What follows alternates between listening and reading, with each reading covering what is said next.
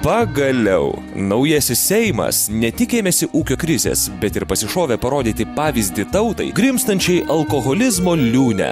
Teisingai, gerti darbe negražu, ypač užklupus krizei.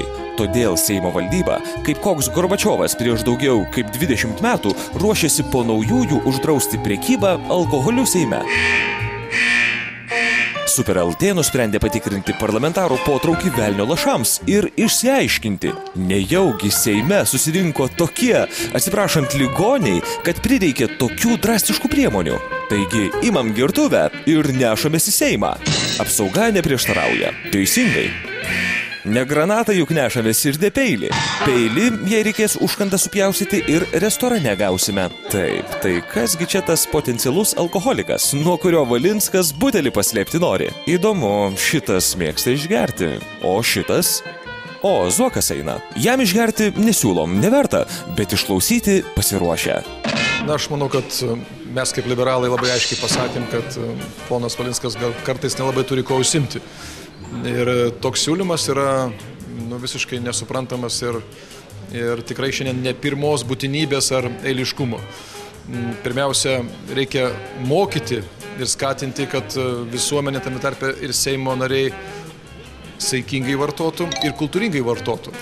Ir daugeliui, pavyzdžiui, vyno taurė tai yra kaip kažkam tai druska arba pipirai prie maisto produktų.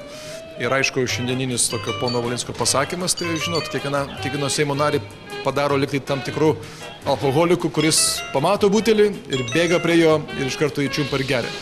Taip tikrai nėra.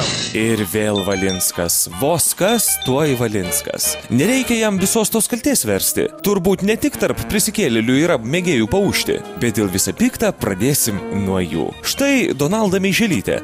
Visada tautą džiuginusi atvirais pasisakymais ir tiesiog atvirumu, gal neatsisakys su mumis išgerti. Juk artistė šiaip ar taip. Ne vienam vakarėlyje yra dainavusi. Turiu išgerti.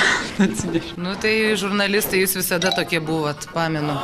Visada. O jūs ne? Jau be fliaškutės. Kol tapote Seimo nariais tokie nebuvote? Nu tai žinot, šeimos šventėse tai vyno išgerdavau. Niekada gyvenime. Buvo pirma diena Seime ir mes susirinkome visi tokios pakilios nuotaikos, tokios pakylėtos. Iš tikrųjų, tai man buvo keista pamatyti, kad tos 3 kavinės, restoranai, kaip čia jie vadinasi, kad visos lentynos nukrautos yra buteliais. Na, aš nežinau, tarkim, man per tiek laiko nekilo nei karto mintis atėjus į kavinę, kai yra ten 10 minučių kažkokia pertraukėlė, priimami kažkokie sprendimai, kad užsisakinėti kažko tai išgerti. Nu, nesąmonė. Va, kokia metamorfozė. Pasirodo, naujajai Seimo nariai akis net bado Seimo bufete išrikiuoti buteliai. Matyt, dėl to ir filmuoti ten uždrausta, kad tauta nepamatytų, kokie Seimo narių gėrimo mastai. Tai kaip bus? Kaip dabar gyvensit be to alkoholio, a? Gal jums žurnalistam yra liūdna, kad atėję dirbti čia naimti interviu, negalėsite išgerti? Žiūri, liūdna dėl to ir atsinešim savo. Tikrųjų, tai yra ne problema, tai yra paskutinio reikalo klausimas. Čia yra, kaip žinot, jūs visada laidas daro, ten nagų, ragų problemos, ten... Na, ragų temas kol kas palikę, grįžtam prie buteliuko temos. Štai ponia Dangutė Mikutienė žygiuoja skaniai papietavusi. Sakom, gal neatsisakys pirmoji valdžia su 4-ąja burdelės išlenkti. Turiu čia truputėlį išgerti.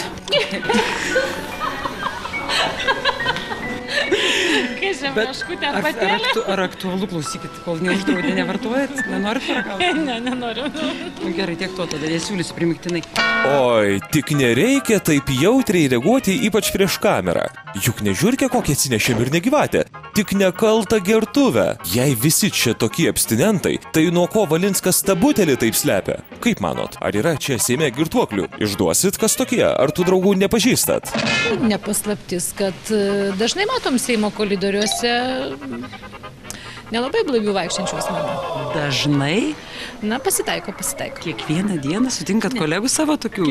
Kiekvieną dieną ne, bet kartais tai gali būti, aišku, galbūt tam ir pasiteisinimų yra būna tai, kad per pietų pertraukas būna įvairūs priėmimai, atvyksta delegacijos, galbūt jie buvo kažkokiam tai renginį.